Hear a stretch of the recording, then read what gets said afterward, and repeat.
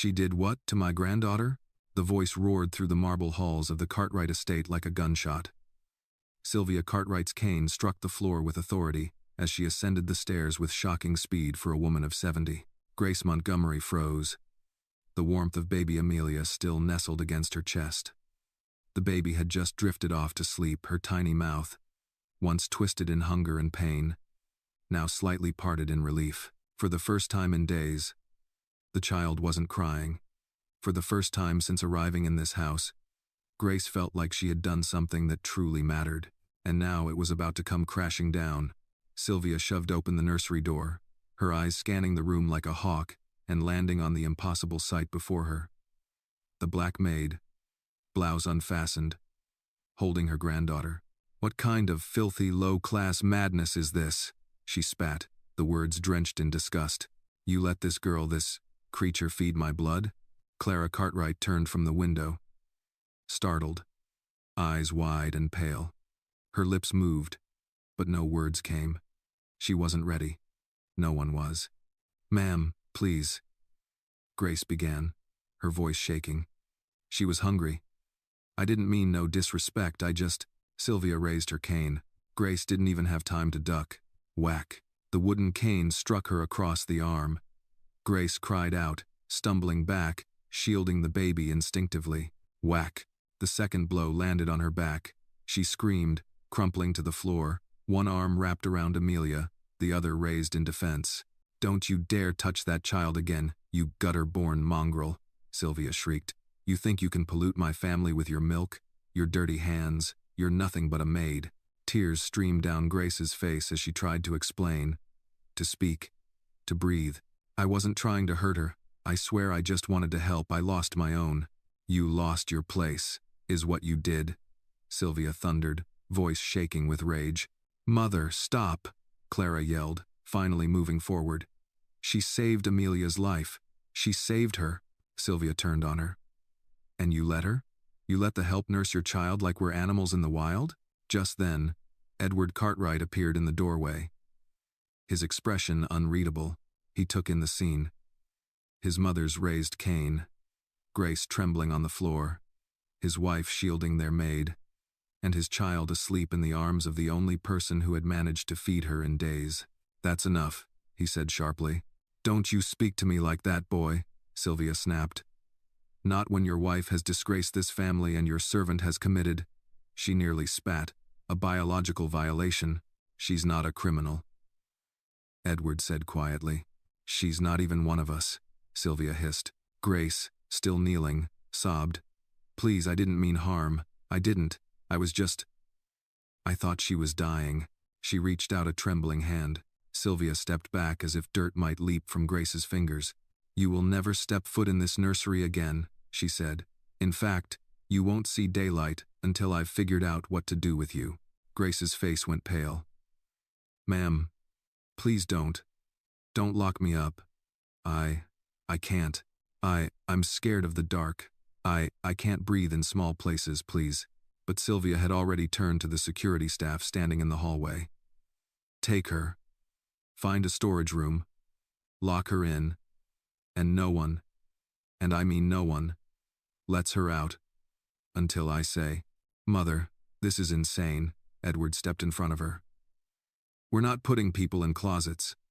This isn't the 1800s. I will not be questioned about discipline in my house," Sylvia snapped. This thing violated every boundary. "She saved our daughter's life," Clara shouted, her voice breaking. "None of us could help her. Not you. Not the doctors. Not even me." "She did."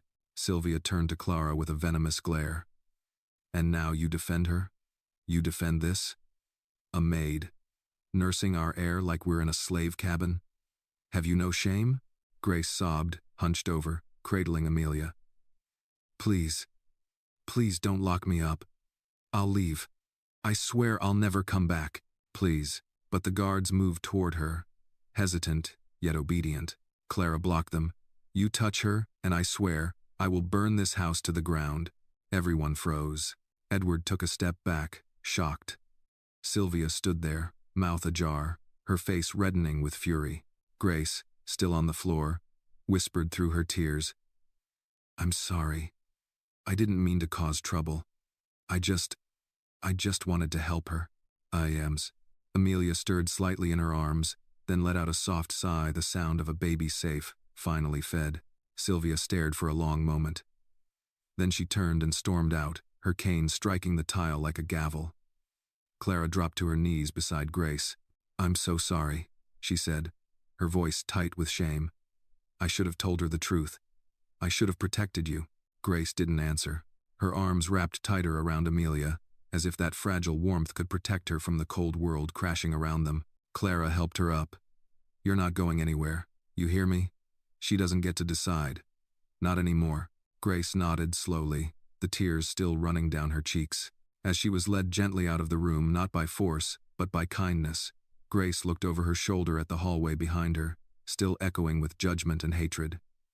But in her arms was life. Quiet, sleeping, alive. And for now, that was enough. If you feel for Grace, hit the like button and drop your city in the comments so we know where you're watching from.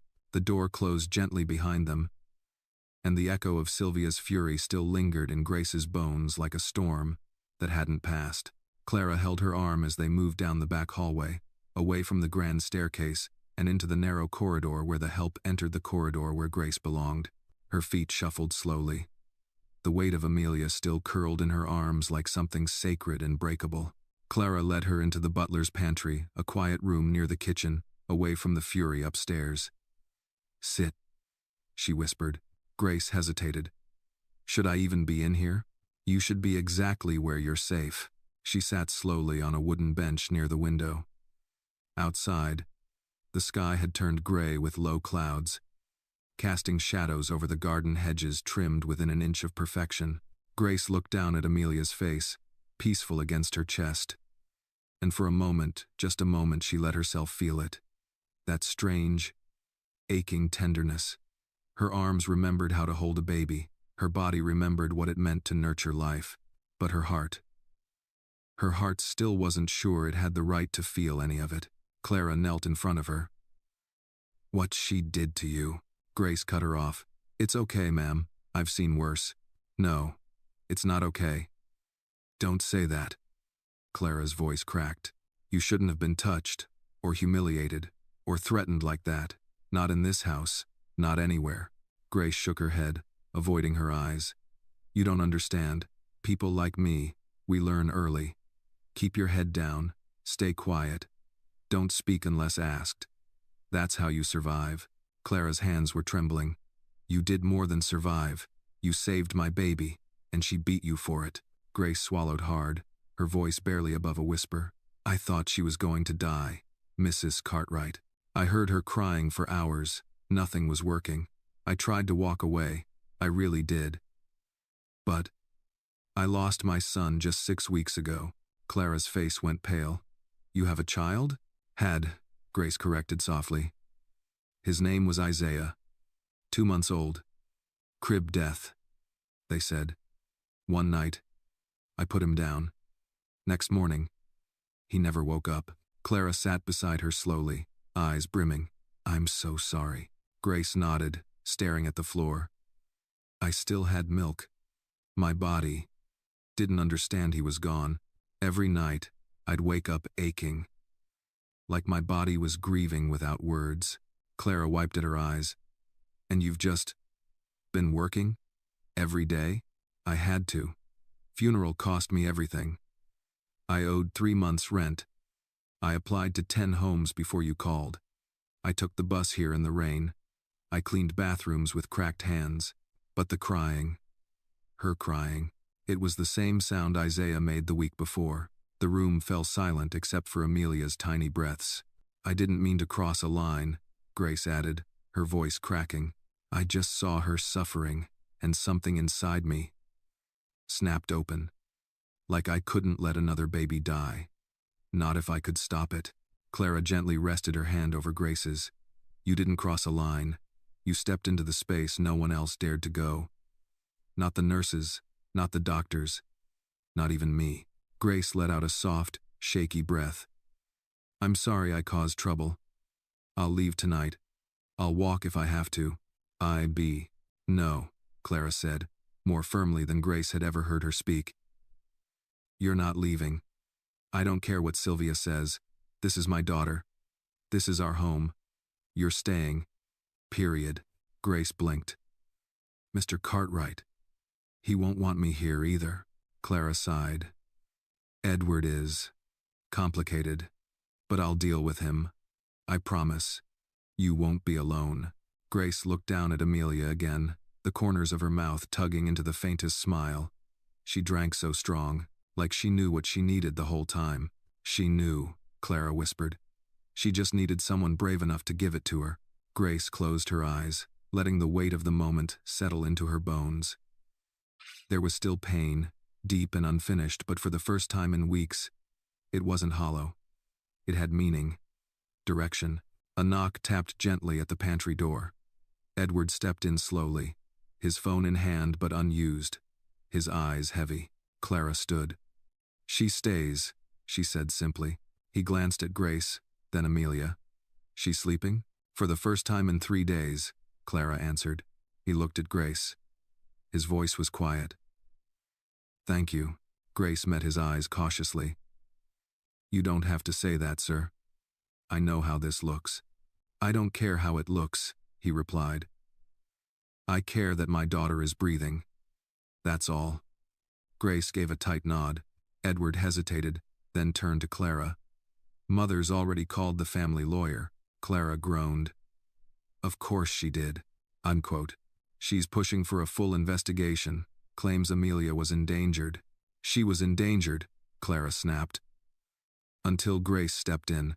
I know, Edward said. But you know how my mother operates. Control is everything. Grace felt her chest tighten again. If I need to speak to someone official, I will. Clara turned to her.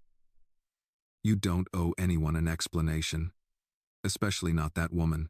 Edward sighed. We'll need to get ahead of this. Before it spins out. Clara crossed her arms. You're with us. He looked at his wife, then at Grace. She's alive. And that's because of Grace. That's what matters. Grace looked down again, blinking fast. Thank you, sir. Clara moved closer to her husband. We'll figure it out. Together. Amelia stirred gently in Grace's arms, a soft sigh escaping her lips, her fingers curling toward the light. Grace looked down at the child so small, so vulnerable, and yet, the center of all this thunder, and whispered, You're safe now, little one. She didn't know how long that safety would last.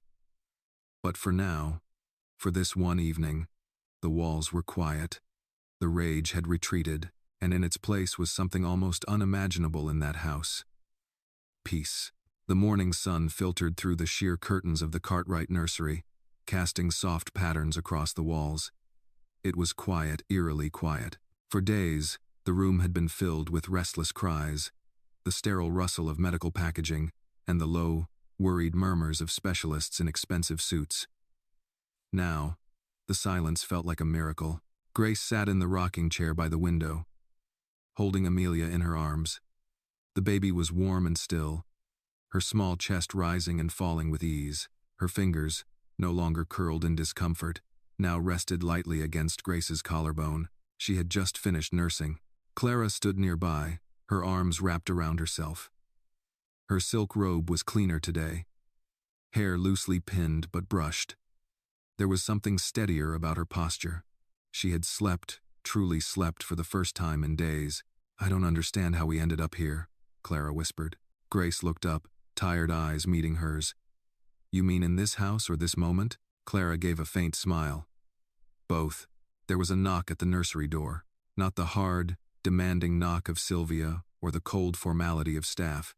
This one was soft, uncertain. Edward entered, wearing a white dress shirt rolled to the elbows, his tie undone around his neck. His face looked older today, drawn not from lack of sleep, but from the weight of choice. I talked to the lawyer, he said, standing near the door. Clara turned, bracing. And? She's demanding an official internal investigation. She wants Grace suspended and the child evaluated by CPS. I know so. Grace's stomach turned. Her arms instinctively pulled Amelia closer. Clara stepped forward. And, what do you want? Edward looked at Grace, then his daughter. I want her to be okay, and I want my mother to back off. She won't, Clara said flatly. She'll escalate. That's who she is. Grace's voice trembled. CPS? They'll take her away? They can, Edward said.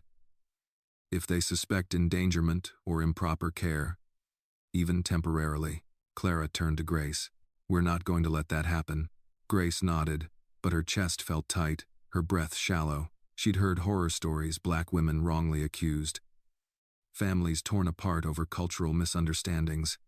Care distorted into criminality by people in power. Edward rubbed his temples. We'll need to document everything. Medical records, feeding logs. I already asked the pediatrician to stop by. He owes me a favor, Clara scoffed. Because everything's about favors, right? Grace stood slowly, rocking Amelia as she moved toward the crib. Her body still ached from the blows Sylvia had landed, though she hadn't said a word about it since. She laid Amelia down gently, the baby stirring just once before settling into sleep again. I can write a statement, Grace said. About what happened. About Isaiah. You shouldn't have to, Clara said firmly. No, Grace replied, voice steady.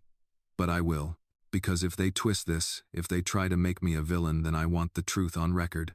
I want people to know why I did it. Edward watched her carefully. You'll need legal support. I can cover it. I don't want charity. It's not charity. It's accountability. And it's gratitude. Grace nodded once. It was a fragile agreement, but for now, enough. As she turned to leave the room, Edward stopped her. Grace, he said, voice lower. I didn't protect you yesterday. I should have stopped my mother the moment she raised that cane. Grace's mouth twitched. You didn't swing it, sir. But you didn't stop it, either. I know, he said quietly. She looked at him for a long moment. It's not the pain that stays with you. It's the silence around it. Edward nodded, shame softening his features. It won't happen again. Grace didn't reply.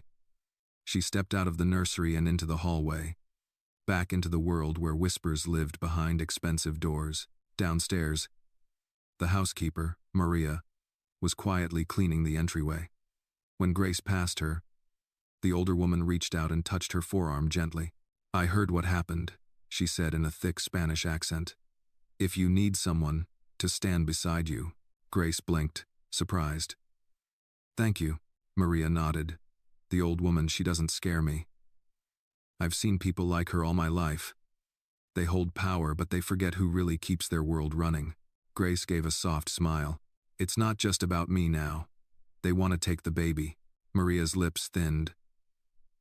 Then we don't stay silent. In the kitchen, Grace made herself a cup of tea with trembling hands. She sat at the small table near the back window, where the sun touched the tops of the magnolia trees. The locket around her neck, Isaiah's, was warm from her skin. She clutched it tightly. She hadn't meant to love Amelia. Not like this. She hadn't meant to let her arms remember. But it had happened, and now she couldn't walk away. She wouldn't. When Clara joined her minutes later, the two women sat in quiet solidarity, sipping tea like old friends. Two mothers from different worlds, bound by grief and defiance. She's not going to stop, Clara said. You know that, right? I know, Grace answered. And CPS, even if we explain everything, they'll still have to investigate. I'm ready. Clara reached across the table and took her hand. You shouldn't have to be. Ema, stay. Grace gave a weary smile. People like me are born ready. They sat there until the tea grew cold, the morning slipping by with it. Outside, the wind stirred the leaves. Inside, the war had begun not with guns or fire, but with silence and truth, inching toward collision. The doorbell rang at exactly 2 p.m., sharp and crisp like the tick of a courtroom gavel. Grace stood in the hallway near the dining room, her hands folded tightly in front of her apron. Her palms were damp. Every instinct told her to hide, to vanish before whoever was behind that door could ask questions she wasn't ready to answer. But today, she would not run. Edward answered the door himself. On the other side stood a tall, olive-skinned woman in her early 40s with a notepad, a messenger bag slung over her shoulder, and a calm expression that did nothing to settle the nerves in the room. Miss Holloway, Edward greeted. "Thank you for coming." "Of course," she replied. "Child Protective Services takes all family concerns seriously." Her voice was pleasant, but with an edge of authority, someone who had seen too many false alarms and too many tragedies to be swayed by wealth or charm. She stepped inside, her eyes scanning the entryway like she was already forming a report. Clara descended the stairs, dressed not in silk or satin, but in a plain navy blouse and slacks intentional. Grace suspected. No jewelry, no makeup, no signals of privilege, just a mother, prepared to defend her child. "I'm Clara Cartwright," she said, offering her hand. "Miss Cartwright," the woman nodded. "You're the mother of the child in question?" "Yes, her name is Amelia." "And the caregiver who provided alternate feeding?" Miss Holloway asked, flipping to a new page in her notepad. Grace stepped forward, her throat tight. "That was me. Grace Montgomery." Miss Holloway looked at her without blinking. "Thank you for being here," he said. "I live here," Grace said softly. "For now." They all sat in the sunroom, the baby monitor placed between them on the coffee table. Amelia's faint breathing crackled through the speaker. "I've reviewed the preliminary complaint," Miss Holloway began. "It alleges that an unqualified household worker, not trained or authorized for infant care, performed an unsanitary and non-consensual act by breastfeeding the Cartwright child. The source of the complaint is listed as a Mrs. Sylvia Cartwright." "Oh." Clara's jaw tensed. "She's my mother-in-law." "Do you believe her complaint was based on medical concern?" the woman asked, pen poised. Clara leaned forward. "No. It was based on racism." Miss Holloway paused, her eyes lifting slowly to meet Clara's. Edward shifted uncomfortably, but said nothing. "She didn't care about Amelia's safety," Clara continued. "She cared that a black woman who works in our home used her body to save our daughter's life, and she couldn't stand that someone she sees as less than succeeded where money and medicine failed." Grace flinched slightly, even at the honesty of it. She had grown up knowing the lines, which doors she was allowed to knock on, which sidewalks to stay on, which rooms she could clean but never sit in. "Miss Montgomery," Miss Holloway turned. "Can you walk me through exactly what happened, in your own words?" Grace swallowed hard. Amelia hadn't eaten in days. Nothing was working. I kept hearing her cry, day and night. Her voice cracked. "I lost my own baby 6 weeks ago. His name was Isaiah. I still had milk. I wasn't trying to step out of line. I couldn't watch another baby suffer." Miss Holloway jotted something down, then paused. "And Mrs. Cartwright, were you aware of this action before it occurred?" Clara nodded. "Yes, I approved it. I was desperate. I would have done it myself if I could have." "And Mr. Cartwright?" "I learned after," Edward said. "But I supported the decision." "Is the child healthy now?" "Better than she's been since birth," Clara said. "Our pediatrician examined her this morning. I can forward you the full report." Miss Holloway nodded again. "I will need to speak with the pediatrician, and I'll need to see where Miss Montgomery sleeps, what areas of the house she's allowed in, and—" "Allowed in?" Clara interrupted. "She's not a prisoner. It's standard protocol," Miss Holloway said evenly. "I ask the same questions in every household, regardless of income or race." Grace stood. "I'll show you my room." It wasn't a room. It was a converted laundry area at the back of the first floor, with a curtain for privacy and a cot against the wall. Grace had decorated it with small touches: a worn Bible, a photo of her son in a cracked frame, a crocheted blanket that had belonged to her grandmother. Miss Holloway looked around silently, then nodded. "Thank you. We have to standing." Back in the sunroom, the tension had thickened. "I want to be clear," Clara said, hands folded tightly. "We've had 5 different caregivers come through this house in the last 6 months. None of them connected with Amelia. None of them lasted. Until Grace. She didn't just help our daughter," Edward added. "She reached her, saved her." Miss Holloway looked up, her tone neutral. "Do you understand the implications of what happened?" Clara's voice didn't waver. "I understand that a woman stepped in when no one else could. I understand that love doesn't always look like we expect it to. And I understand that if the law can't see the humanity in what Grace did, then the law needs to look harder." There was a long silence. Then Miss Holloway stood. "I've been with CPS for 15 years, she said. "I've seen people who don't care. Parents who neglect, hurt, abandon. What I see here is a child who was loved enough to be saved by someone who lost everything and still gave more." Grace felt her knees nearly give. Miss Holloway closed her notebook. "There will still be paperwork, still a report, but from what I see today, I'm not recommending removal or further action." Clara let out a breath that sounded like it had been held for hours. Edward placed his hand over hers. Grace couldn't speak. She looked at Amelia's monitor again. A soft coo came through the speaker. Miss Holloway turned to her at the door. "Thank you for what you did." Grace nodded, her voice barely audible. "Thank you for seeing it." As the CPS worker left, silence fell over the house. But this time, it wasn't fear. It was relief. A quiet, fragile peace, until the front door opened again, and Sylvia Cartwright walked in. Sylvia Cartwright's entrance was not a surprise, only a storm arriving exactly when the barometer said it would. Her heels clicked like gunshots against the marble floor. Her lips pursed in a disapproving line.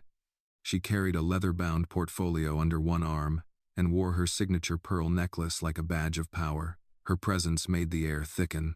Grace was still in the hallway, barely a few steps from where Miss Holloway had just departed. Her body stiffened instinctively. For a split second, she thought about disappearing into the kitchen, but something stopped her. Not this time. Clara met her mother-in-law in the foyer, arms crossed, chin lifted. "She's gone. If that's what you came to check." "I spoke with her," Sylvia said coldly. "She's clearly a woman who's been manipulated." Miss Holloway saw the truth, and she made her decision, Clara replied. Sylvia's eyes narrowed. "Decisions can be reversed." Edward stepped out from the study. "Not this one." Sylvia turned to him. "You've always been soft when it comes to confrontation, Edward. That's how things fester. Like infection." "Amelia is healthy," he said. "Grace is staying." Sylvia let out a small, bitter laugh and raised the folder. "You may want to reconsider." "What is that?" Clara asked, already tired. "Legal documents," Sylvia replied. "Proof that this household has violated the employment contract under which staff operate. Feeding a child, especially through breastfeeding, was never within the scope of her duties." Grace's stomach turned. Clara stepped between them protectively. "Let me guess. You drafted these the minute you left yesterday?" Sylvia tilted her chin. "I've known powerful attorneys longer than you've known how to fold a napkin, Clara." Clara's voice dropped. "You're threatening a woman who saved your granddaughter's life. Do you understand how insane that is?" "No," Sylvia replied coolly. "I'm protecting the family name." At that, Grace stepped forward, her voice soft but clear. "With all due respect, ma'am, your family name didn't feed your granddaughter when she was starving." Sylvia's face snapped toward her like a whip. "You don't get to speak to me. You are—" "I am a mother," Grace interrupted, her voice trembling. "And your granddaughter was about to die. So I did what no one else could. I did it because I know what it's like to lose a child, and I wouldn't wish that on anyone, not even you." Silence. For the first time, Sylvia didn't have a comeback. Her jaw clenched, eyes flickering with something indecipherable anger. Yes, but also discomfort. Maybe even shame. Edward cleared his throat. "We're not signing anything. Grace isn't leaving. And if you continue pushing this, it won't be us whose reputation gets ruined." Sylvia's eyes narrowed. "Is that a threat?" "No," Edward said. "It's a boundary. Is fanned." Sylvia's gaze moved from her son to her daughter-in-law, then to Grace, who stood steady, though her heart thudded against her ribs like a trapped bird. She seemed to calculate something in silence, an angle, a weakness, a delay. "Fine," Sylvia said at last, voice like steel dipped in ice. "You want to keep her? Keep her. But don't expect me to stay in a house where chaos and impropriety are rewarded." She turned toward the door. Clara called after her. "This house could use less control and more humanity. So, maybe you're doing us a favor." Sylvia didn't respond. The door closed behind her like a verdict. The quiet that followed was not relief, but it wasn't fear either. It was the stillness after someone chooses exile. the kind of silence that comes when an old power begins to shrink. Grace sank onto the bench by the window, her legs finally giving out. Clara walked over and sat beside her, both women silent. "Do you think she'll really leave it alone?" Grace asked. Clara hesitated. "No. She'll be back. She always comes back." Grace stared out the window. "I don't understand how someone could hate me so much for doing the right thing." "She doesn't hate you," Clara said. "She hates losing control, and you took control in a moment she couldn't." "I didn't want control," Grace whispered. "I just wanted to stop the crying." "I know." They sat like that for a long moment. Then Edward stepped in. "There's something else," he said. "I talked to my cousin Mark, he's a judge in New Haven. He said CPS isn't likely to reopen anything, but the press might pick up the report. If Mother leaks it." Clara's eyes closed in frustration. "Of course." Grace didn't flinch. "Let them come. If they want a story, I'll tell them the truth." Edward looked at her. "Are you sure?" Grace nodded. "I already lost everything. I'm not losing my dignity too." He gave a small, respectful nod. "Then we'll stand beside you." Clara touched Grace's hand. "Always." From the monitor, Amelia cooed softly, shifting in her crib. The three of them, so different, so fractured just days ago, stood united now, not in shared blood, but in something deeper, a shared vow. To protect a child, to stand against injustice, and to write a new story, one that no one, not even Sylvia Cartwright, could erase. Grace stood at the kitchen sink, her hands submerged in warm, soapy water, scrubbing a bottle more out of habit than necessity. The sun had begun its descent behind the magnolia trees, casting golden light across the marble counters. For a brief, deceptive moment, the house felt like any other, quiet, safe, but peace in the Cartwright household had become a delicate, fleeting thing like breath on a mirror.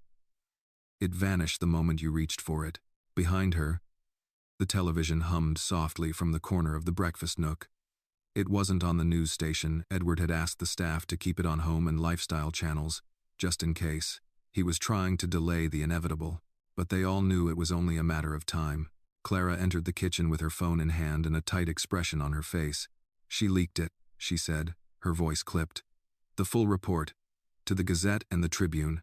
Grace turned slowly, her breath caught in her throat. "What did they say?" Clara scrolled, then read aloud. "Unlicensed household worker breastfeeds billionaire's baby without consent. Insider sources allege endangerment, animal-like behavior." She paused. Her face crumpled. They used the word animal. Grace. That's what she told them. Grace stood frozen. Her hands still dripped with soap and water, now cold. Edward walked in a moment later, holding his tablet. "It's everywhere. Front page. Trending hashtags. They're dragging our name through the mud. But worse, they're dragging you." "I knew it would happen," Grace said softly. "People like me, we don't get the benefit of the doubt. We're guilty before we even speak." Clara paced, angry tears in her eyes. "I should have shut her down months ago. I knew she'd do something like this. I knew." Edward interrupted gently. "We can fix this." "How?" Grace asked, finally turning toward them. "You think a press release can undo this? A bunch of lawyers and clean quotes?" "No," Clara said. "But you can." Grace blinked. "Tell your story," Clara said. "Not filtered. Not cleaned up. Not through us. Through you." "You want me to talk to the press?" "No," Edward said. "We're going above that. I just got off the phone with Audrey Fletcher. She's one of the producers at Voices of Truth." Grace's eyes widened. "That radio show? The one that interviews survivors and whistleblowers? They want to talk to you," he said. "On your terms. Long form. You get to speak uninterrupted. To tell everything. Isaiah, Amelia, Sylvia, all of it." Grace looked down at her hands. Her knuckles had gone white. The idea of speaking publicly felt like standing naked in a storm, but silence hadn't protected her. And maybe this time, her voice would. "When?" "Tonight," Clara said. "They can do a private taping. No live feed. Just your story, raw and honest." Grace exhaled slowly. "If I do this, I want full control over what they air. I don't want them turning me into a martyr. Or a villain. Edward nodded. We've made that clear. They agreed. Clara stepped closer. This isn't about defending yourself. It's about telling the truth. People need to hear it. Especially women who've been silenced for doing what you did. Grace looked back at the television. The headlines scrolled across the ticker like warnings. But the faces of the commentators blurred. None of them had held a starving child in their arms. None had watched their own baby stop breathing. All right, she whispered. I'll do it. That evening, Grace sat in the formal parlor room. The Cartwrights had cleared it for the taping, dimmed the lights, drawn the velvet curtains. A warm-toned microphone sat on a tripod, and a sound engineer from Voices of Truth gave her a small nod as she adjusted her seat. Ready when you are, Miss Montgomery. Grace glanced over her shoulder. Clara stood at the doorway, watching with quiet strength. Edward sat beside her. Neither of them spoke, but their presence steadied her. Grace looked back at the mic. She inhaled once, held it, and then she spoke. My name is Grace Montgomery. I'm 33 years old. I've worked in private homes since I was 18. I've cleaned floors, scrubbed toilets, rocked other people's babies to sleep while grieving the loss of my own. I know what it means to keep your head down, to never ask for more than you're given. But a week ago, I crossed a line. Her voice trembled, but she didn't stop. A baby was starving. She hadn't eaten in days. Nothing worked. Everyone had given up hope. And I still had milk. Because my son, Isaiah, died 6 weeks ago. My body didn't understand he was gone. Every day, I'd wake up aching.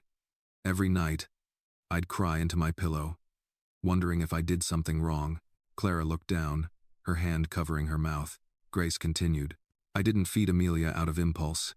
I fed her because I couldn't let another child die when I had something that could save her. I didn't think about rules. I thought about life. She paused. Her fingers curled tightly in her lap. And then I was beaten by a woman who didn't ask questions, who didn't see love or desperation, only skin, only class, only control. The room fell silent. Grace leaned forward slightly. I'm not a hero. I'm not a criminal. I'm a mother. And I did what mothers do. We give what we have, even when it costs us everything. The sound engineer blinked rapidly behind his glasses. Clara reached up and wiped her cheek. Grace finished quietly. If that makes me dangerous, then maybe the world needs more danger. Is one. After the taping, the sound engineer stood. That was one of the most powerful stories I've ever recorded. Grace nodded, her chest heavy. Please don't make it into something it's not. He gave a gentle smile. We won't. We'll let your truth speak for itself. As he packed up, Edward stepped forward. Whatever happens now, you've already won. Grace didn't reply. But deep inside, something small and steady had taken root. She had spoken. And now, the world would have to listen. The episode aired the following morning. Not with fanfare, not with commercial breaks or clickbait headlines, but with quiet, deliberate reverence. Voices of Truth opened with a few seconds of silence, followed by the soft swell of piano chords. And then Grace's voice, raw, steady, real-filled radios across the country. By 10 a.m., it was trending on every major platform. By noon, it was impossible to ignore. The world had finally heard her. Inside the Cartwright residence, the shift was immediate. The household staff, who had always moved like shadows through the halls, now met Grace's eyes with respect.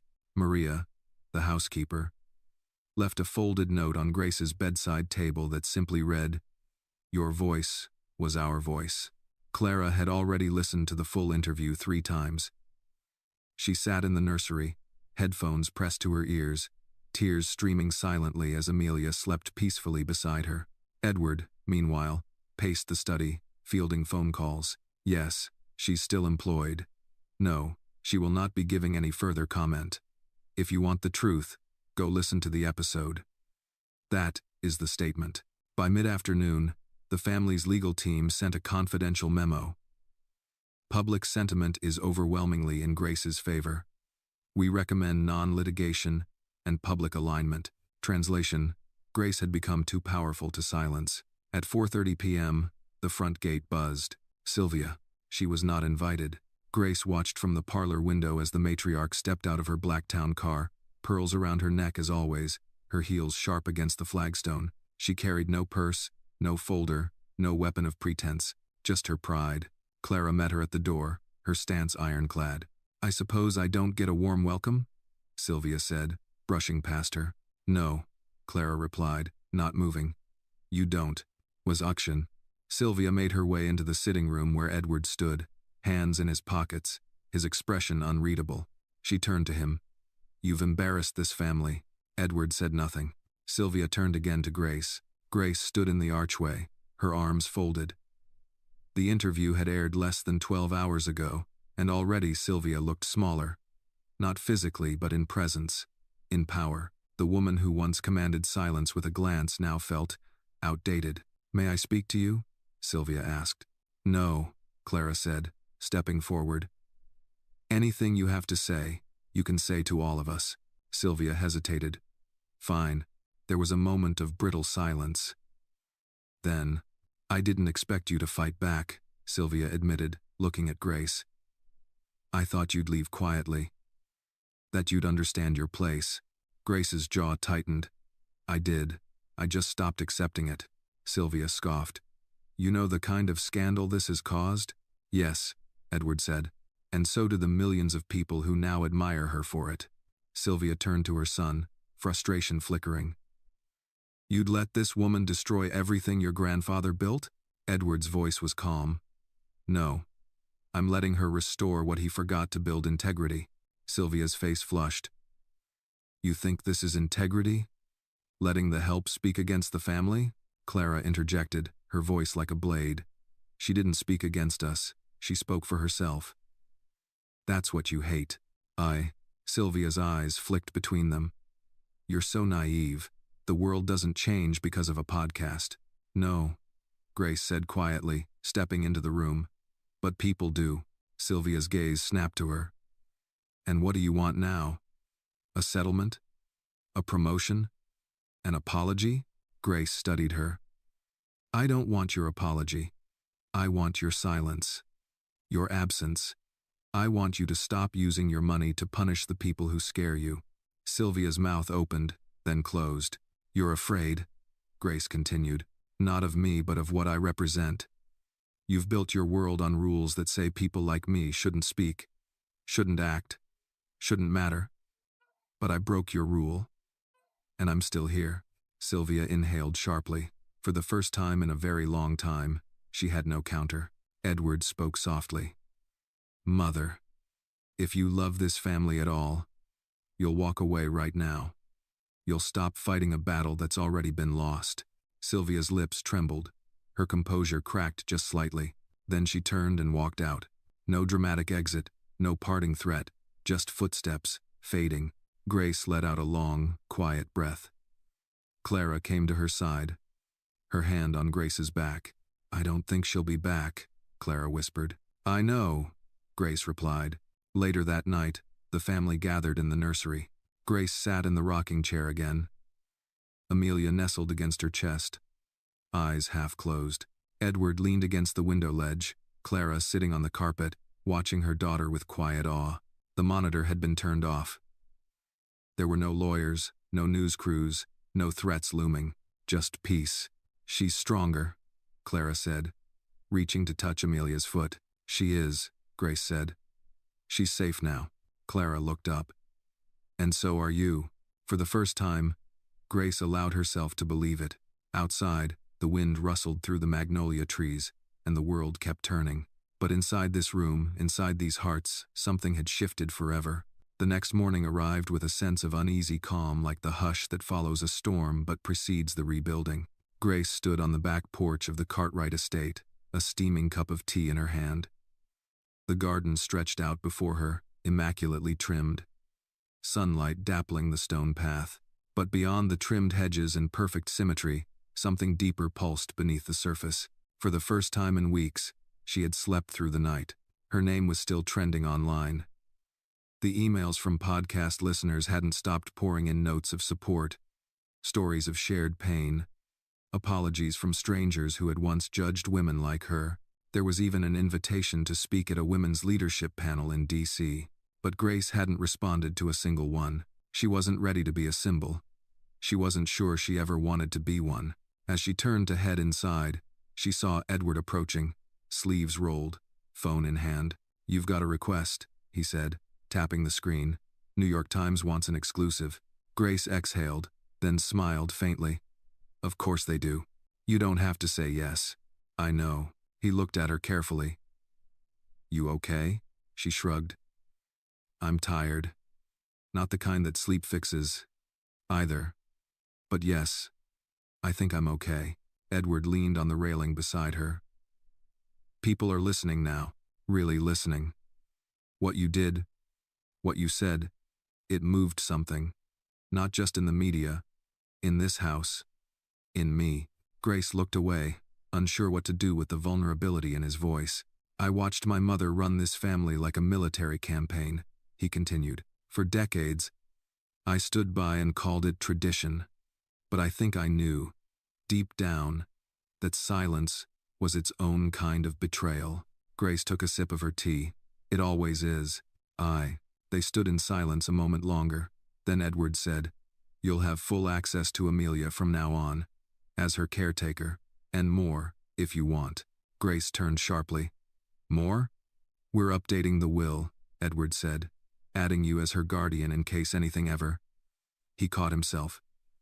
"You're the only one I trust to love her the way she needs." Grace blinked. "That's a lot." "I know. I'm not trying to be part of the Cartwright family, Edward. Resit. I'm not asking you to be," he said gently.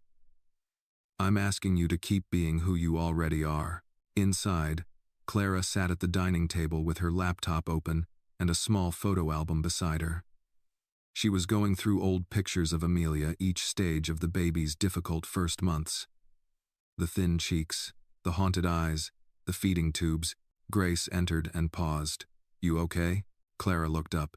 "Yeah, just thinking." She turned the album around. "Look at this one. From the hospital, day 3. Grace sat beside her, gazing at the photo. Amelia's eyes were shut tightly, her fists clenched. She was so small, so fragile. The contrast between that image and the pink-cheeked, cooing baby upstairs was almost too much to comprehend. "I can't believe she survived," Clara whispered, "and I can't believe I almost didn't let her." Grace's voice was low. "You did let her. That's what matters." Clara hesitated. Then, with trembling hands, she pulled something from beneath the photo album. A folded letter, aged and creased. "I never told you this," Clara said, "but I gave up a child. Before I married Edward, I was 19. No support, no family. I was scared, and I signed the papers before I even held her." Grace's eyes widened, her voice soft. "I'm so sorry." Clara nodded, not looking away. "Sometimes I think that's why I couldn't bond with Amelia at first. Some part of me was punishing myself, like I didn't deserve her." Grace didn't speak. She simply reached out and took Clara's hand. "You saved my daughter," Clara whispered. "And in some strange, backward way, I think you saved me too." Grace gave a small, tired smile. "Maybe we saved each other." That afternoon, Grace went to visit Isaiah's grave for the first time since the incident. It was a modest plot in a community cemetery on the edge of town. A simple white marker with his name carved gently. Isaiah Montgomery, beloved son, April-May. She knelt beside the headstone, brushing off fallen leaves. Her heart ached with both weight and warmth. "Hey, baby," she whispered. "I know you're watching. I hope you know why I did it. Why I gave her the milk that was meant for you." Tears rolled down her cheeks. She was dying, and I couldn't lose another baby. I couldn't. She placed a small stuffed elephant by the marker, Isaiah's favorite from the nursery she'd never gotten to finish. "I think I helped save someone. And, in doing that, maybe I saved a little piece of you too." The wind stirred the trees, a soft rustle, almost like a lullaby. Grace stood and turned back toward the car. Clara was waiting by the gate, her hand resting on Amelia's car seat. She wanted to come, Clara said, voice tender. Grace nodded. For a long time, they stood together, mother and mother, watching the light dance through the trees. And somewhere between grief and grace, the healing began. The following week unfolded in quiet waves, moments of normalcy laced with the subtle hum of something changed. Grace resumed her duties in the house, though now, the word duties seemed too small. She still folded laundry and warmed bottles, still swept crumbs from under the high chair and matched baby socks with silent precision. But everything was different. The staff watched her with newfound reverence. Edward and Clara consulted her like family. Even the silence in the halls had changed from tense and watchful to calm, almost sacred. Amelia had taken to Grace as if nothing had happened, as if the chaos and cruelty of the past days had never touched her. She smiled easier now, giggled more, reached for Grace in the mornings with arms that trusted. It was both a comfort and a wound, the kind of love that healed and hurt in equal measure. On Thursday, a letter arrived. Not an email or a message through social media, but a real letter, in a cream-colored envelope with gold-trimmed corners. Grace opened it slowly, expecting more noise, more backlash. But instead, her breath caught in her throat. The handwriting was careful, precise. It read, "Dear Grace, I listened to your interview, every word. It was the first time I saw the woman my son trusted more than his own mother. You didn't just save Amelia. You saved something I thought I had lost a long time ago. Humility. I can't undo what I did. I can't unsay what I said. But I can say this: thank you. I won't come back to the house. That is not my place anymore. But if one day Amelia asks about her grandmother, I hope you will tell her this: that Sylvia Cartwright learned too late, but learned all the same. S." Grace read the letter twice before folding it back into its envelope. She didn't show it to Clara. Not yet. Not because she doubted her, but because this was a moment she needed to hold alone, just for a while. Later that evening, as golden light filtered through the kitchen windows, Grace stood at the stove, stirring a pot of soup. Amelia sat in her high chair, babbling at a teething toy. Clara moved through the cabinets, humming a soft tune from her childhood. There was peace in the air, earned, not borrowed. Edward walked in with a folder in his hand. "Mail call," he said, placing it on the counter. Grace dried her hands and opened it. Inside were printed screenshots, news articles, blog posts, all of them titled with variations of the same story: the nanny who spoke truth to power, Grace Montgomery and the cry that changed a family, milk, justice, and the mother who wasn't supposed to matter. Grace smiled faintly. "People still talking?" "Non-stop," Edward said. "Even got a request for you to appear on daytime television. ADS." Grace laughed. "No, thank you. I've told my story. I'm not interested in repeating it until it becomes entertainment." Clara nodded with approval. "Good. Let the silence do the rest." Edward hesitated, then cleared his throat. "There's something else." He placed a small black box on the table and slid it toward Grace. She opened it slowly. Inside was a gold chain with a pendant, a delicate oval locket with an engraving: "To the one who nourishes, Re-one." Grace touched the locket, her fingers trembling. "Where did this come from?" Edward smiled. "It belonged to my great-grandmother. She was raised by a black wet nurse in Savannah after the Civil War. The family never spoke of it. Until recently, I didn't even know we still had this." Clara added softly, "We thought it should be yours now. It's not payment, it's acknowledgement." Grace stared down at the locket. It was more than jewelry. It was a memory made tangible, a history redeemed, a thread across generations. "I don't know what to say," she whispered. "You don't have to say anything," Clara replied. Amelia banged her toy against the tray and giggled, and just like that, the heaviness in the room broke. Grace slipped the locket around her neck. It rested just above her heart. That night, Grace stood on the upstairs balcony, watching the stars emerge in the velvet sky. The estate behind her was quiet, restful. She held the railing, the night breeze cool against her skin, and let herself feel the fullness of everything: her grief, her pride, her presence. She thought of Isaiah not as a ghost or a loss, but as a guide, The tiny soul who had taught her that love isn't measured by time or title, but by the courage to act when no one else will. And she thought of Amelia, asleep just beyond the nursery door, the baby who had cried her way into Grace's arms and into her life. She closed her eyes. "Thank you," she whispered to the boy she lost, to the girl she saved, and to the woman she had become in between. The wind answered with silence, but Grace understood. It was the silence of peace, the kind you earn. The Cartwright estate was humming with the kind of quiet energy that comes only before something important like a storm, or a birth, or a reckoning. Clara stood in front of the full-length mirror in the master bedroom, adjusting the navy blue lapel of her blazer for the third time. She looked powerful, and more than that, centered. Not the wife of a billionaire, not the daughter-in-law of Sylvia Cartwright, but a woman with a mission. "It's just a panel, not a courtroom," Edward said gently from behind her, holding Amelia in his arms. Clara shot him a look. "A panel being broadcast to over 1 million viewers. If I say the wrong thing, we lose everything we've gained." "You won't." Grace entered the room quietly. She looked down at the baby and smiled. "Can I?" Edward handed Amelia to her, and the baby immediately rested her cheek on Grace's shoulder. "You're calming magic," he said. Grace smirked. "She's just smarter than the rest of us. She knows where she's safe." They all knew it too, though no one said it out loud. Clara reached for her notes, flipping through the highlighted lines one last time. The panel discussion, Modern Motherhood and Moral Courage, was being held at the downtown Civic Center, and she'd been invited to speak as both a mother and an advocate. But she wasn't going alone. "They confirmed the seat for you, Grace," Clara said, her voice a bit hesitant. On stage, Grace stiffened. "I thought I was just attending." "They want to hear you," Clara said. "They need to hear you. And not the podcasters, not the newspapers. You." "I'm not a speaker," Grace said. "I'm not polished. I'm not trained." Clara stepped forward, her voice quiet but fierce. "Exactly. You're real. That's what makes you powerful." Grace looked at Amelia, soft, sleepy, whole. "Okay," she said, "but I'm not wearing heels."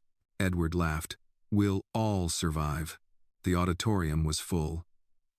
Not packed, but full in a meaningful way, filled with people who cared enough to show up, to listen. Rows of journalists, professors, parents, caregivers, young activists, not all sympathetic, but all curious. Grace and Clara sat side by side on the stage, along with 2 other panelists, a retired NICU nurse and a family therapist who specialized in trauma bonding. At the center was the moderator, a soft-spoken man in his 60s with kind eyes and a voice built for radio. He began the session by recounting the story in clinical terms. A caregiver breastfeeds her employer's infant in a moment of crisis. The child's life is saved. The caregiver is punished. Then, the world listens. Clara spoke first, eloquently and firmly about the medical desperation they faced, the legal gray zones, the power dynamics between wealth and service. Then the moderator turned to Grace. "Miss Montgomery, you've said you're not a hero, but there are hundreds of thousands of people who believe otherwise. Tell us what you are." Grace looked at the crowd. Her pulse roared in her ears. "I'm a mother," she said simply. "Even when I don't have a child in my arms." The auditorium went still. "I'm also a black woman," she continued, "which means people are often more interested in what I shouldn't do than what I can. I didn't grow up being told my instincts were sacred. I was taught to second-guess myself, to defer, to apologize before I'd even finished speaking." She paused. "But when I saw Amelia starving, I didn't ask anyone for permission to love her." A few people in the audience nodded. Some wiped tears. A few shifted, uncomfortable. The therapist leaned into her mic. "Grace, what would you say to critics who claim you crossed a boundary?" Grace didn't hesitate. "I would say, sometimes the boundary is the problem." A beat of silence. "Sometimes," she said, "the boundary is built to keep you out, not to keep anyone safe." The moderator leaned forward. "And what would you say to someone who said it wasn't your place?" Grace looked at him evenly. "I'd say, then whose place was it? Because I was the one holding her. I was the one who heard her cries at 3 a.m., who knew the difference between a fussy whimper and the silence that comes before something breaks. I was there. So maybe the place found me. Heim. The applause that followed wasn't thunderous, but it was real, and it grew slowly, row by row, until the whole room was on its feet. Grace blinked back tears. Clara reached over and took her hand. That night, the recording of the panel went viral. Not the whole session, just a 2-minute clip. Grace's line, "Sometimes the boundary is the problem." It was quoted, reposted, printed on posters, stitched onto shirts. It became a phrase beyond Grace. But she didn't mind. She hadn't said it for fame. She'd said it because it was true. At the Cartwright estate, Grace sat in the nursery with Amelia asleep in her lap. The locket still hung around her neck, warm against her skin. She looked down at the baby. "You made me brave," she whispered. "You didn't even know it. But you did." Amelia stirred and sighed contentedly. Downstairs, Clara and Edward were planning a fundraiser for mothers in crisis, starting a foundation in Grace's name, though she hadn't agreed to that yet. Outside, the world kept spinning, but inside this room, a new world was quietly taking root. It started with a phone call. Grace was in the sunroom folding baby clothes when the landline rang, an old-fashioned sound that somehow always felt more urgent than a cell phone buzz. She glanced at the caller ID. Westbridge Correctional Facility. Her heart skipped. She answered slowly. "Hello?" A pause, then a guarded voice. "Miss Grace Montgomery?" "Yes. This is Officer Hale. I'm calling on behalf of an inmate, Elena Morrison. She asked if she could speak to you. You're listed as her emergency contact." Grace's hands stilled on a tiny pink onesie. The name hit her like a splash of cold water. Elena. They hadn't spoken in over 4 years. "Put her through," Grace said, almost against her own will. There was a series of clicks, then static, then a familiar voice, raspy and uncertain. "Grace?" She closed her eyes. "Elena. Hey," her voice cracked. "I didn't think you'd pick up. I wasn't sure I should. I get that. I do." There was silence. Then Elena added softly, "I heard your story. A girl on my block passed me a clipping from the Tribune. Said, 'Isn't this your old friend?' And I said, 'Yeah.'" Grace's throat tightened. "I wasn't expecting to hear from you. Not after everything. I know. I wanted to say, I'm sorry." Grace looked out the window. The magnolia trees shimmered in the breeze. "You left me when I needed you," she said, voice calm but firm. "You stole from me, lied to me, and when Isaiah got sick, you disappeared. I was scared." Elena whispered, "I didn't know how to be there without making things worse. You could have just stayed. That would have been enough. I see that now." Grace didn't reply right away. Elena continued, "I'm getting out in a month. Early release. Good behavior. I don't have anywhere to go. But I didn't call to ask for help. I called to say I'm proud of you, what you did. With that baby girl, you reminded me who you used to be. Who I used to be when I was around you." Grace's voice softened, almost unwillingly. "You're still her, Elena. But you have to choose her." "I'm trying." Another pause. "Do you think," Elena asked carefully, "there's a chance we could talk again? Not now. Later, when you're ready." Grace was quiet. Then, "We'll see." It wasn't a no. But it wasn't a yes either. They both understood. Later that day, Clara found Grace in the garden, pruning the hydrangeas that lined the path near the fountain. "You okay?" Clara asked.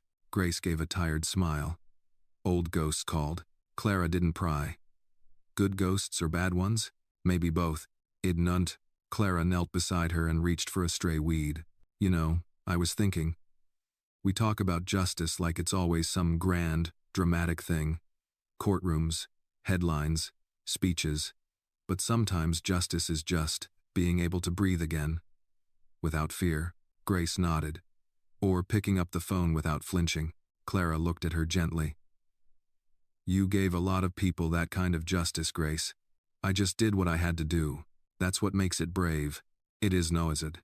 They sat in silence, the scent of soil and sunlight between them. Then Clara said, almost as an afterthought, "We got the first donation this morning." Grace blinked. "Donation? For the fund?" "The one Edward's setting up." The Isaiah Grace Foundation, you really need to let us name it that. By the way, Grace shook her head with a chuckle. I told you I'm not trying to be anyone's symbol. You're not. But you are a seed. And seeds grow into things that matter. That's savin'. Grace didn't answer, but the words settled in her chest like roots. That evening, Grace sat down to write a letter. Not to Sylvia, not to the media, but to someone who would never read it. Dear Isaiah, today I picked out a baby dress that would have been too big for you. I imagined you in it anyway, smiling, squirming, full of life. Your picture is still by my bed. I talk to you sometimes. I don't know if you hear me, but I hope you do. I did something you'd be proud of, I think. I protected a baby like I couldn't protect you. I forgave someone I never thought I could. And maybe, just maybe, I'm learning to forgive myself too. I miss you, always. Love, Mom. She folded the letter and placed it in the small wooden box with his name carved on top. The box that held his hospital bracelet. A photo. A lock of hair. And now, a piece of her healing. Outside, the first stars blinked through the twilight.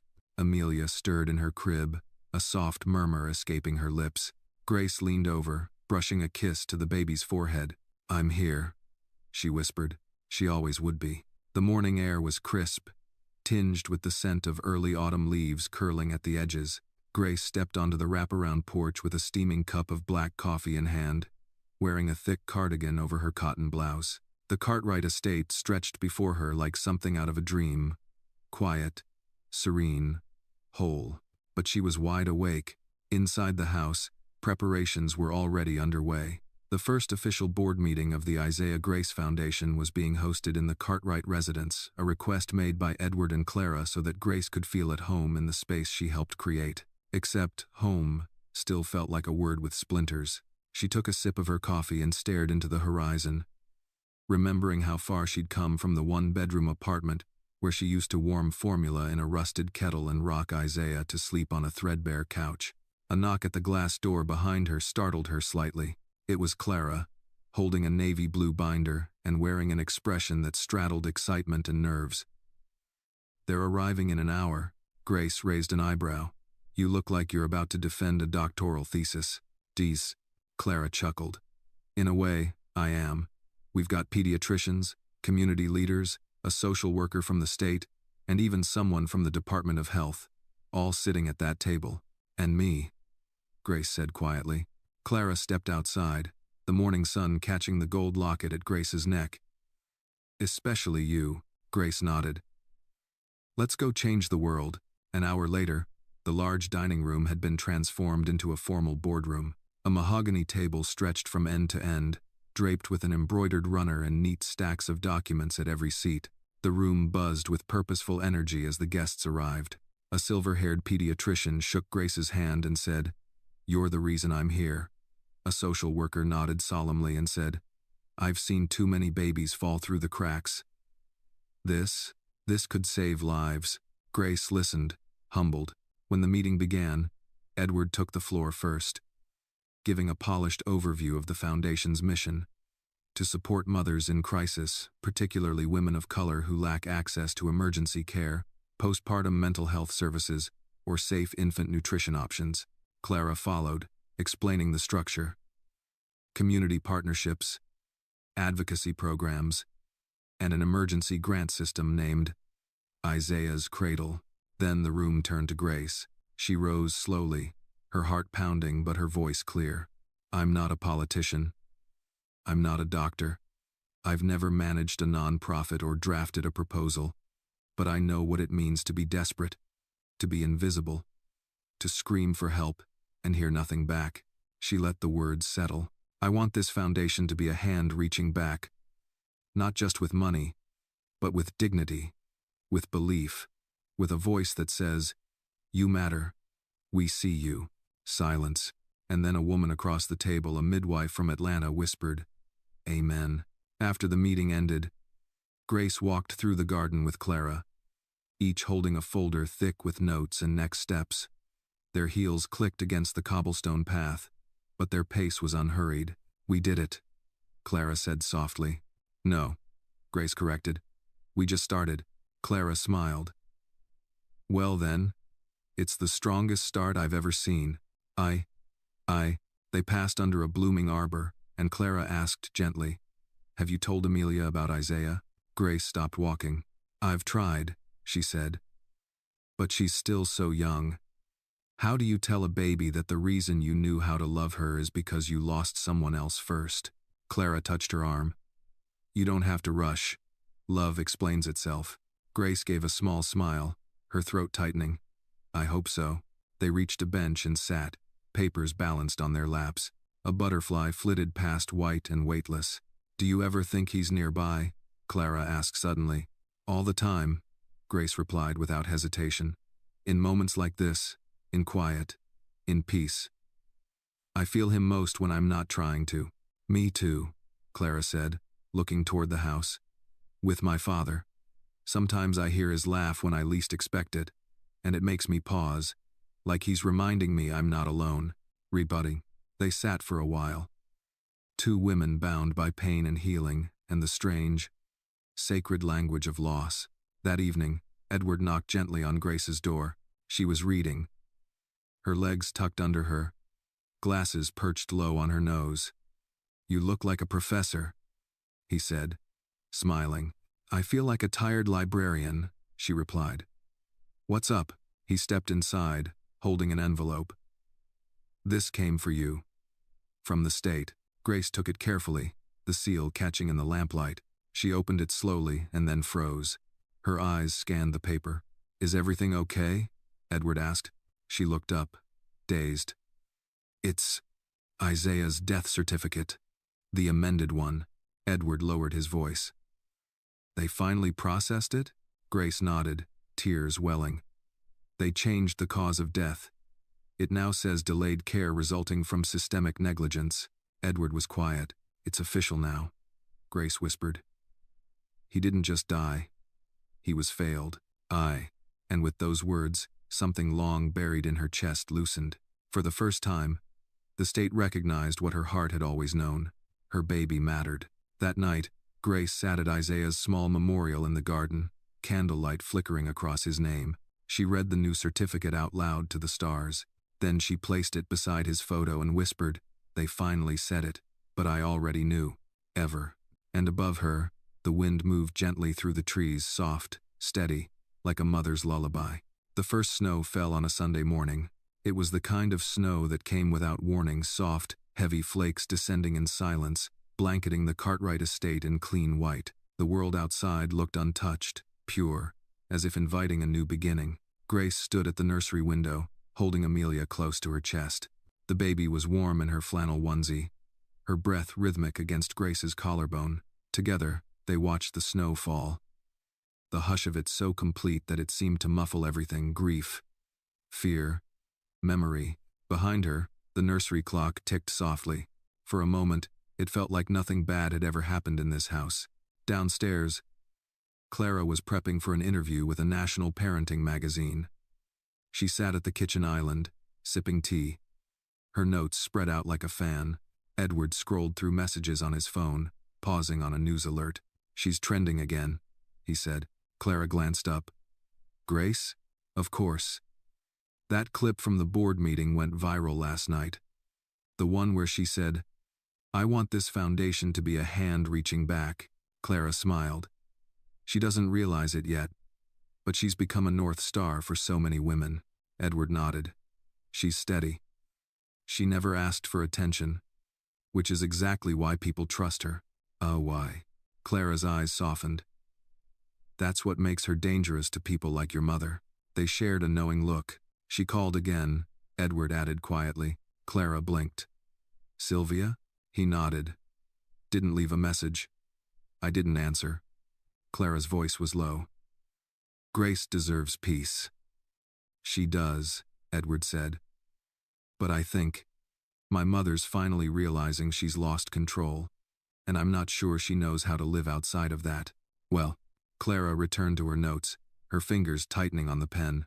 I don't pity her, she said. Not yet. Upstairs, Grace laid Amelia down for a nap, tucking the baby's favorite lamb beside her. The room was warm with the scent of lavender and the faint sound of lullabies playing through a small speaker. She tiptoed out into the hallway and nearly bumped into Maria, the longtime housekeeper. "Oh, sorry, Miss Grace." "No worries," Grace said with a smile. Maria hesitated, then handed her a small envelope. "This came in the mail. Addressed to you. No return." Grace took it slowly, her smile fading as she recognized the handwriting sharp, controlled. Sylvia. She stepped into her room, shut the door quietly, and opened the envelope. Inside was a single sheet of stationery with Sylvia's monogram at the top. "Grace, you don't have to forgive me. I wouldn't know how to forgive me, either. But I owe you something nonetheless, acknowledgement. What I said that day, what I did wasn't about you. It was about fear. About a world changing too fast for a woman like me to keep up. You were the mirror I didn't want to face, but I see it now. I see you. And I see what love looks like when it doesn't come with chains. If there is any decency left in me, let it be this. I will not interfere again.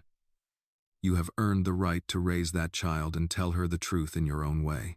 I hope, someday, when she's old enough to ask, you'll tell her I watched love change the shape of justice." "Sylvia." Grace sat down slowly, the letter trembling in her hand. She didn't cry. Not yet, but something cold inside her chest began to thaw. That evening, Edward found her sitting on the porch swing, wrapped in a blanket, the letter folded on her lap. "You read it," he said. Grace nodded. "She meant it, I think," he said. "I know.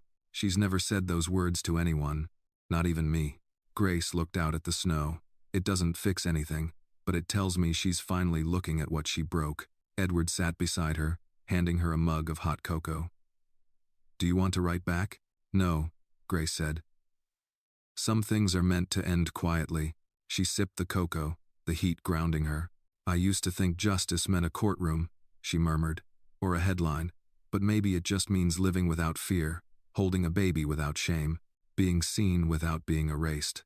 Edward glanced at her. "That sounds like something you should write down." Grace smiled faintly. "Maybe I will."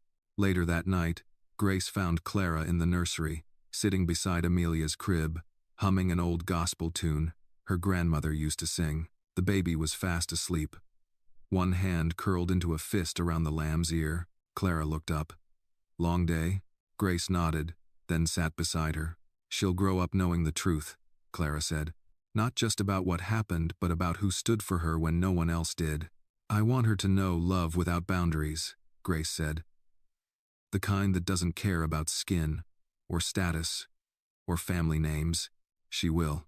Grace looked at the child. "I think she already does." The room fell quiet again. Not empty, just full of everything unspoken. Outside, the snow kept falling. The snow had stopped overnight, leaving the estate blanketed in white silence. In the early morning light, the garden looked frozen in time, every branch, every blade of grass outlined in crystal. Grace sat at the kitchen table with a journal open in front of her, pen poised over the page. She hadn't written in it since Isaiah's anniversary, but today, something stirred in her. She had dreamed of him, not in the way she used to, not as a baby crying in the dark or a fading figure she chased but never caught. Last night, she dreamed of Isaiah laughing. He was standing in a field of wildflowers, arms open, the sun bright behind him, and Grace was running toward him, not desperate, not grieving, but smiling. When she woke, there were tears on her pillow, but they weren't from pain, they were from release. She wrote now, slowly. "He was happy. I could feel it. Maybe I'm allowed to be, too." Later that morning, Edward drove Grace and Clara into the city for their first in-person meeting with the Department of Health's Maternal Care Committee. The Isaiah Grace Foundation had gained traction fast. Word of mouth, social media, a few well-placed features in major publications. It had grown beyond anything Grace expected. Now, the city wanted to talk about collaboration, policy change, maybe even legislation. As the car rolled past rows of brownstones and cafes dusted in snow, Grace watched the world move outside her window, wondering how her life had changed so quickly.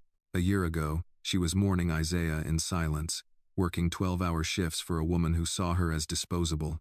Now she was sitting between Clara Cartwright and Edward Cartwright, on her way to advocate for women like herself, for mothers like the ones no one noticed until it was too late. Clara placed a hand gently on her knee. You ready? Grace nodded. Let's make them listen. The meeting took place in a stately old building near the Capital District. Inside, high ceilings and brass fixtures gave the air a sense of importance almost too much. Grace felt it in her bones. The weight of rooms like this, rooms where decisions were made about lives like hers by people who'd never lived them. But today, she had a seat at the table. They sat across from a panel of 6 officials. Some looked bored, others curious. One woman, black and sharp-eyed, gave Grace a subtle nod of solidarity. Edward gave the opening remarks gracious, firm, professional. Clara followed, explaining how their foundation had already helped over 70 mothers in just 3 months. Emergency housing, formula shortages, postpartum mental health crises. Then Grace spoke. She didn't read from notes. My name is Grace Montgomery, she began. I'm not a doctor. I'm not a lawyer. I'm not even a college graduate.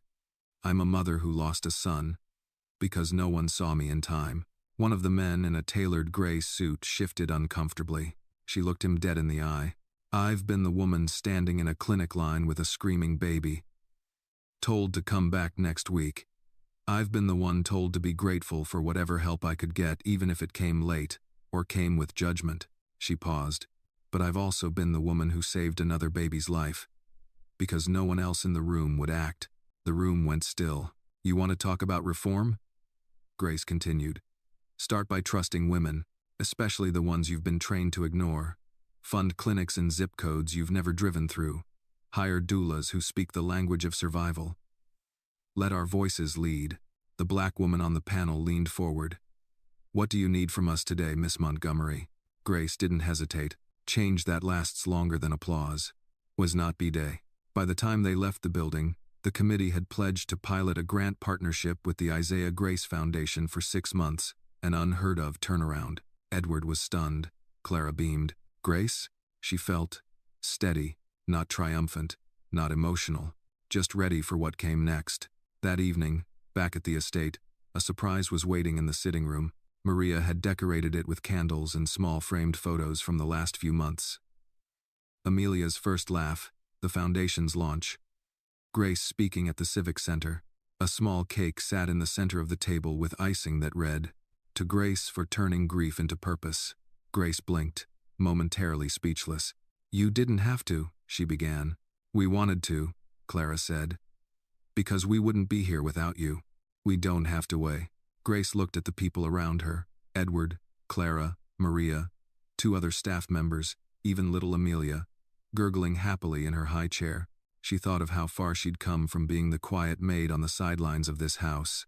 She had a seat now, not just at the foundation, not just at a table, but in this family, and that was a victory no headline could capture.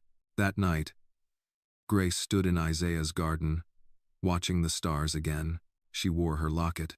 In her coat pocket was the speech she'd given earlier, scribbled in her own handwriting, creased from her grip.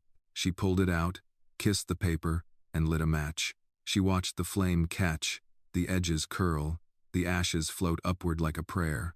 Then she whispered, Thank you, and turned back toward the house, toward the warmth, toward the baby sleeping in the crib upstairs, toward tomorrow. The phone call came just after sunrise. Grace was in the kitchen, making oatmeal for Amelia, humming softly to herself. The house was still quiet. Clara and Edward hadn't come down yet, and the staff wouldn't arrive for another half hour. She balanced the baby on her hip as she stirred the pot. Amelia babbled, reaching for the spoon. The landline rang. Grace frowned. Only a few people still used the landline. She answered, Hello? There was a pause. Then a familiar voice strained, fragile. Grace, it's me, Elena. Well, Grace shifted, her voice neutral. Hi, I know this is early. I didn't know who else to call. Grace's stomach tightened. Are you okay? I just got out, Elena said. They released me at dawn. Early release, like I told you. I'm outside the station. I've got nothing but a duffel and $23. Grace exhaled slowly, glancing at Amelia, who had gone quiet as if sensing the shift in energy. I'm not asking for anything, Elena added quickly. I swear, I didn't want to step back into the world without hearing one kind voice first. Grace hesitated. Then, "Where are you?" An hour later, Grace pulled up in Clara's SUV, parked near the downtown station. The snow was melting now, leaving dirty slush puddles along the curbs. Elena stood under a flickering street lamp, bundled in a thin coat, her hair in messy braids. She looked older. Not in years, but in miles. Grace rolled down the window. "Get in." Aiding Lou's sedation, Elena climbed in slowly, clutching her bag like it might disappear. They sat in silence for a while. Finally, Grace asked, "Do you have a place to go?" Elena shook her head. "I was going to check the shelter on Maple. They say they have beds if you're out by 6 a.m. every morning." Grace stared ahead. "I'm not taking you back to the estate, I know, but there's a women's center on 3rd. They take early releases. Safe place. I can get you a room for the week. No promises after that. And wary tuna." Elena's eyes welled with tears. "That's more than I deserve." Grace's voice was steady. "It's what Isaiah would want." After dropping Elena off and speaking with the director herself, Grace returned home. Amelia was napping, and Clara met her at the door with a knowing look. "You saw her?" Grace nodded. "She's broken, but not beyond repair." Clara handed her a mug of tea. "You didn't have to go." "I know, but you did." "I could ward." Grace sat down at the dining table, feeling the weight of the morning settle into her bones. "I used to think forgiving her meant I had to forget what she did," she said. "But I don't. I remember everything. I just don't want to carry it anymore." Clara reached across the table, squeezing her hand. "You're making space. Not just for her, for yourself." Grace looked down at her tea. "She was the only friend I had before I lost Isaiah. That part was real. The rest, the betrayal, the theft. Her silence when I needed her, it shattered something in me. But today, she didn't ask for redemption. She just asked to be seen, and you gave her that." Grace's eyes shone with quiet tears. "Maybe because I know what it's like not to be." That afternoon, the foundation office received a package addressed to Grace. It was wrapped in plain brown paper, no return address. Inside was a hardcover book, The Invisible Backbone, Stories of the Women Who Raised America. A red ribbon marked a chapter called Wet Nurses and the Burden of Love. Tucked inside was a note. "You should have written this chapter, but your story made it possible. A grateful historian." Grace smiled, flipping to the page. The first paragraph mentioned her by name. She stared at the words like they were written in light. She had not set out to make history. She had simply refused to let a child suffer in silence. That night, after dinner, Clara suggested something unexpected. "Come to church with us tomorrow." Grace blinked. "Church? We don't go often. But there's a special service. A dedication for lost children. Parents, caregivers, anyone who's lost a baby." Grace's heart gave a soft jolt. "You sure?" Clara nodded. "I thought maybe we could light a candle for Isaiah." Grace didn't speak for a moment. Then she whispered, "I'd like that." Sunday morning arrived cold but clear. They sat in the second row of the little chapel at the edge of town. Grace, Clara, Edward, and even Amelia, bundled in her Sunday best. The sanctuary was modest wooden pews, stained glass windows that cast warm colors over the floor. An elderly black pastor stood at the altar, speaking in slow, soulful cadences. "Some of us carry children not in our arms," he said, "but in our hearts.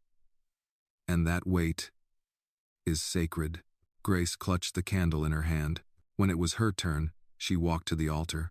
She lit the candle and whispered, "Isaiah Montgomery." The flame flickered, strong and small, like the baby she'd held for only a short time but who had shaped every day since. She turned back to the pew, and for a moment, the entire church seemed to dissolve into warm light. She sat down beside Clara, heart full. "Thank you," she murmured. Clara squeezed her hand. "He would have been proud." Grace smiled, tears slipping down her cheeks. "Maybe he already is." The snow had melted entirely now, revealing the soft green hints of an early spring. The trees around the Cartwright estate were budding, and daffodils pushed through the thawed soil like brave soldiers declaring the end of winter. Grace stood barefoot in the garden, letting the sun warm her face. Amelia was in her arms, giggling as a breeze tugged at the curls on her tiny head. Everything felt different, not just the weather but the air itself. Like the earth had shifted slightly beneath her feet, and somehow, she was standing taller. Behind her, the house buzzed with quiet activity. Edward was on a conference call upstairs, organizing a city-wide campaign for maternal health policy. Clara had an editorial meeting in 20 minutes with The Atlantic, working on her first published piece about moral courage in motherhood. But here, outside, Grace was still, whole. The front gate creaked open, and Maria appeared with a small wave. "Mail came early today," she called. "You got a letter from someone at Westbridge." Grace tensed slightly. She took the envelope and recognized the shaky handwriting immediately. Elena. She sat down on the garden bench, adjusted Amelia on her lap, and opened the letter carefully. "Dear Grace, I'm still at the Women's Center. They've been kind. I've got chores in the mornings and counseling in the afternoons. It's not easy, but it's clean and safe. I met a woman here who lost her son, too. Different circumstances, but the pain's the same. We talk at night sometimes. It helps. I wanted to tell you that I applied for a job at a daycare nearby. I used your name as a reference. I hope that's okay. I'm not asking for you to vouch for who I was, just who I'm trying to become. I don't expect anything more. I just wanted you to know that your kindness didn't fall into a black hole. It landed. I'm still holding on to it. Elena." Grace folded the letter slowly. Amelia reached for it with a chubby hand, and Grace smiled, brushing her daughter's cheek. "Maybe people can change," she whispered. Later that day, the foundation hosted a small luncheon for the first group of grant recipients, women from across the state who had been helped through emergency housing, childcare funding, or medical support. The estate's back garden had been transformed with white tents, folding chairs, and picnic tables decorated with sunflowers. Grace stood near the welcome table, greeting each woman as they arrived. There was Lila, who had delivered twins in the back of a cab and now ran a postpartum support circle at her church. There was Marnie, who'd escaped an abusive home with nothing but a diaper bag and had just enrolled in nursing school. Each one hugged Grace like she was an old friend. Each one carried a piece of the same story: pain, survival, hope. Clara stood by Grace's side through it all, watching the community they'd built begin to breathe in real time. "These are the women who will keep this going," Clara said. "Not us." Grace nodded. "We were just the spark. They're the flame." Later, when everyone had eaten and the speeches were done, a little girl no older than 6 walked up to Grace.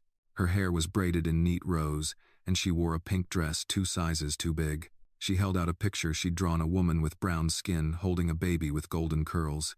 "That's you," the girl said shyly. "And the baby is your heart." Grace knelt down, blinking back tears. "What's your name, sweetheart?" "Zari." Grace smiled. "Zari, that's the most beautiful drawing I've ever seen." The girl beamed and ran back to her mother. Clara came up behind her. "You okay?" Grace looked down at the picture. "Yeah, I'm more than okay." That evening, the house was quiet again. Grace walked through the nursery, tidying up as Amelia slept. A breeze drifted through the open window, carrying the scent of jasmine. She stopped by the rocking chair and sat. She held the picture in her hands, the one Zari had drawn. She thought of all the women who had passed through pain and still reached back. All the mothers who'd held someone else's baby. All the ones who loved without conditions, without glory. She was one of them now, and so much more. She looked down at Amelia's sleeping form, peaceful and safe. Then she whispered into the night, "I lost one child, and gained a world." And in that quiet, something inside her finally settled. She had given justice a name, and that name was love. The day the award letter arrived, Grace thought it was a mistake. She found it tucked between foundation correspondence and a parenting magazine renewal notice. The envelope was sleek, white, heavy, embossed with the golden seal of the National Humanitarian Council. She opened it at the kitchen table, expecting maybe a grant rejection or a promotional offer. But inside was a single card, handwritten in deep blue ink. "Dear Miss Grace Montgomery, it is with profound admiration that we inform you you have been selected as this year's recipient of the Eleanor Justice Award for Civic Courage. Your unwavering dedication to vulnerable mothers and children, your bold act of compassion, and your refusal to remain silent in the face of injustice have inspired a movement. You will be honored this April in Washington, D.C. before an audience of national leaders, educators, and community activists. We are honored to know your name. Warmly, the Eleanor Justice Foundation. Grace just stared at the letter, then read it again and again. Clara entered moments later, humming, with a basket of folded baby clothes in her arms. She stopped in her tracks when she saw Grace's face. "What's wrong?" Grace looked up slowly, eyes wide. I just got a national award." Clara blinked. Like Eleanor Justice Award for civic courage."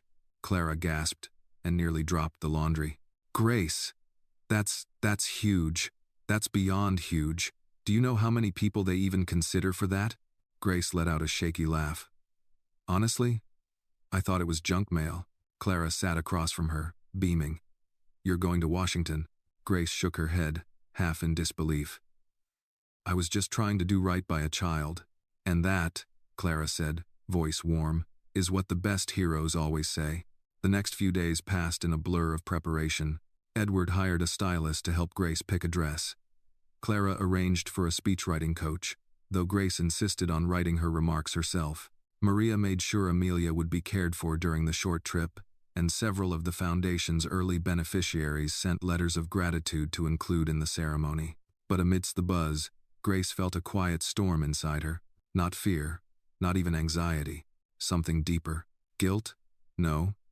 Humility? Yes, but more than that. Grief. Because the last time she dressed this carefully, written words this purposefully, it was for a funeral.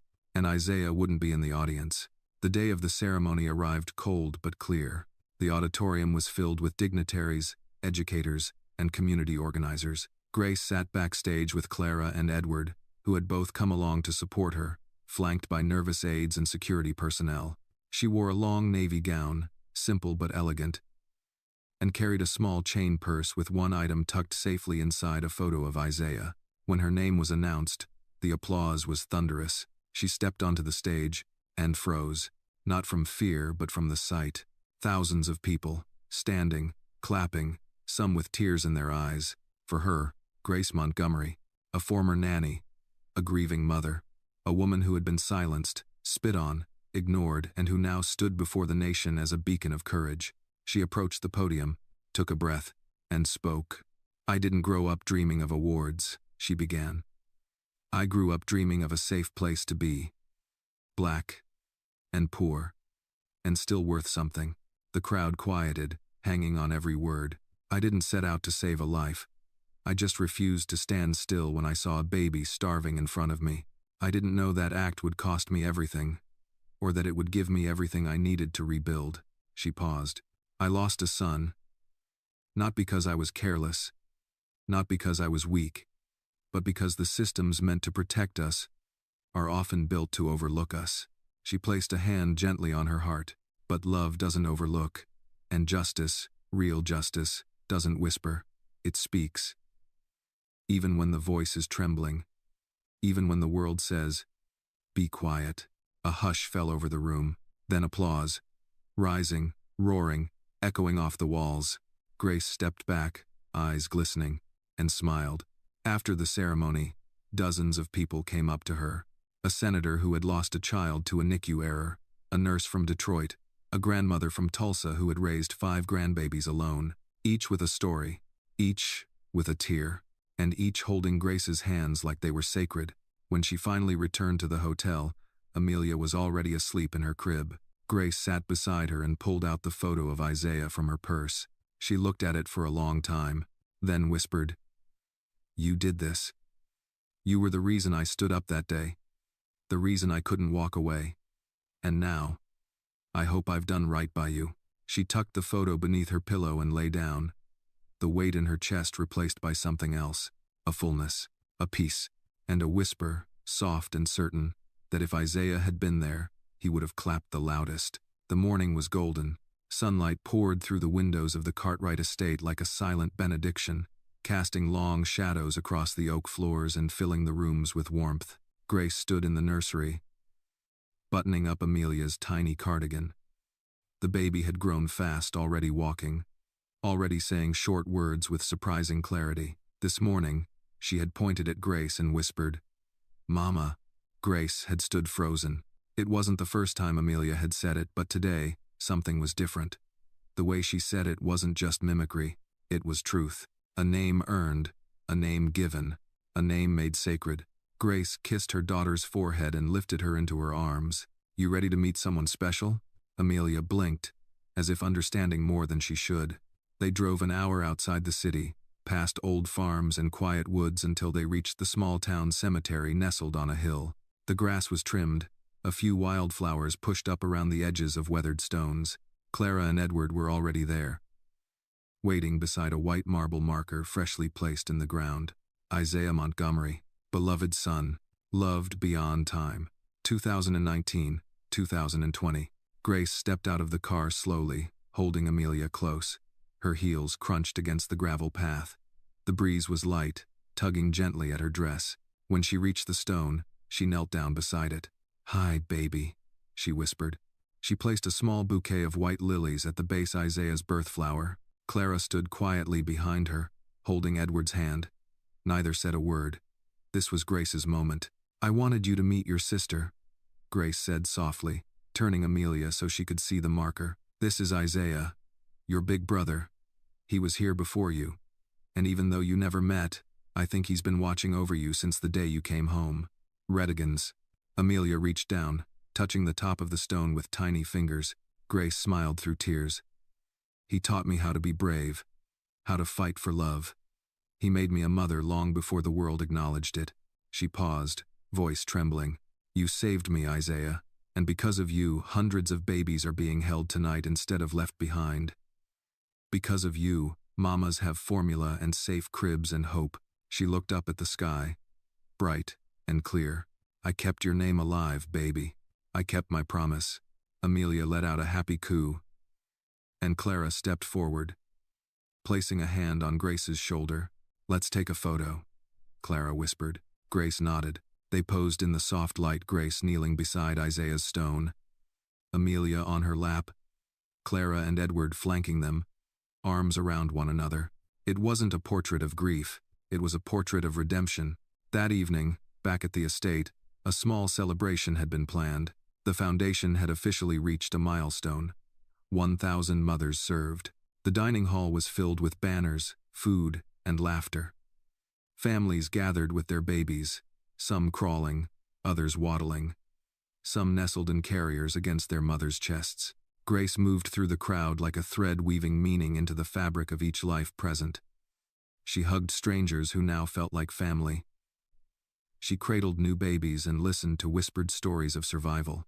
Near the piano, a woman Grace had never met, older, silver-haired, eyes sharp, approached her. "You don't know me," the woman said, "but my daughter was one of the first to get help from your foundation. She was 17, alone. You paid her rent and got her therapy. Today, she's enrolled in college." Grace blinked back tears. "What's her name?" "Jada." Grace smiled. "Tell her I said she's going to change the world." The woman leaned in and said, voice soft but resolute, "You already have." Later that night, Grace sat on the porch swing alone, a blanket over her lap, a mug of chamomile tea in her hands. The stars were out, brilliant, watchful. She reached into her pocket and pulled out a small pin, golden, shaped like a cradle. It was the symbol of the Isaiah Grace Foundation. She had received dozens, but this one was for herself. She pinned it to her collar, near her heart, and let herself cry. Not the tears of loss, not this time. These were tears of completion, of peace, of a promise kept. Behind her, the door creaked open. Edward stepped out, carrying a sleepy Amelia. She didn't want to sleep without saying goodnight to her mama. Grace smiled and opened her arms. Amelia reached for her, curling into her chest like a puzzle piece slipping into place. Edward sat beside her, silent. They looked up at the stars. Then Grace whispered, mostly to herself, but maybe to the boy somewhere beyond the sky, "You started this, and I will never let the world forget your name." She kissed Amelia's forehead, and in the quiet, in the night, in the hush between then and tomorrow, Grace was whole. This story reminds us that true justice isn't always found in courtrooms or headlines. It lives in the quiet, courageous choices we make to love, protect, and uplift one another. Grace's journey teaches us that even in the face of cruelty, racism, and deep personal loss, compassion can reshape legacies. One woman's quiet act of love became a spark that ignited hope for thousands, and sometimes, the most powerful revolutions begin with simply refusing to let a child suffer in silence.